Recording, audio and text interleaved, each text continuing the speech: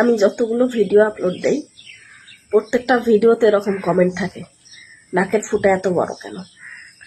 এর আগেও আমি অনেকবার বলছি যে আমার নাকে অপারেশন করা, নাকের মাংস কুচকুচি বৃদ্ধি পাইছিল। আর নাকের অপারেশন যাদের করায় তারা জানে যে নাকের ভিতরে এতটুকু নাকের ভিতরে কত বড় বড় গজ দেয়া থাকে। এমনিতেও আমার নাক আগে থেকেই মোটা, কারণ আমার মুখের শেপটা কিরকম চ্যাপটা আপনারা দেখতেই পাচ্ছেন। তো আশা করি আপনারা আপনার প্রশ্নের উত্তর পেয়ে গেছেন। আমার নাকের মাংস বৃদ্ধি পাইছিল অপারেশন করার পর থেকে, আমার নাকের ছিদ্রগুলো এত বড় হয়ে গেছে। আশা করি এরপরে আর কেউ কমেন্ট করবেন না। এই কমেন্টটা খারাপ লাগেনি, বাট বললাম।